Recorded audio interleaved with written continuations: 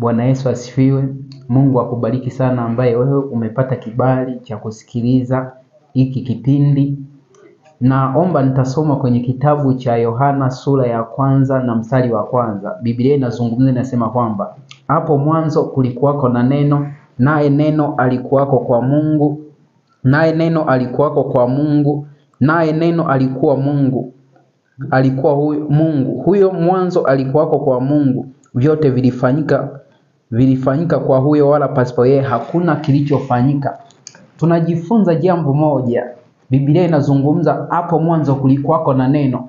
Ukirudi kwenye kitabu cha Mwanzo na sura ya 1, Biblia inazungumza kwa habari ya uumbaji wa Mungu. Inazungumza Mungu akasema, inasema kwamba Mungu akaziumba mbingu na nchi. Baada ya pale akatamka iwe nuru, akatamka yawe maziwa, akatamka vyote vinavyoonekana Mungu aliviumba ile siku anaumba mbingu na nchi. Lakini tunaangalia Mungu alipokuwa anaumba, alikuwa anatamka neno, anasema iwe nuru na inakuwa.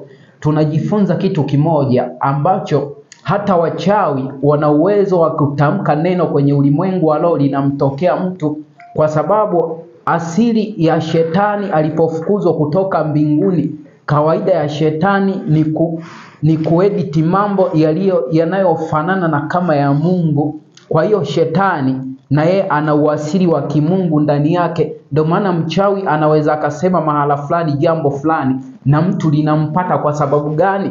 Kuna neno ambalo linaweza likasimama kwenye ulimwengu wa roho, na lile neno linaweza likasimama kama kizuizi au linaweza kusimama kama baraka. Kwa hiyo tunajifunza kuna baadhi ya matatizo watu wanapitia kwa sababu kuna neno kwenye ulimwengu wa roho limeshatamkwa. Unapitia magonjwa, unapitia changamoto, kumbe kuna mchawi au kuna waganga wameshakaa kwenye madhabahu wakasema kwamba fulani awe mgonjwa. Kwa hiyo tunajifunza neno la Mungu kwamba mchawi anaweza akasababisha tatizo kwenye maisha ya mtu. Watu wanachodanganyika ni hiki.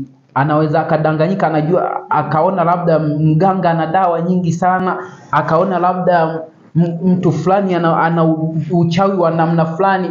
Kinachosimama kwenye ulimwengu wa roho ni maneno, hawatishiani zile dawa.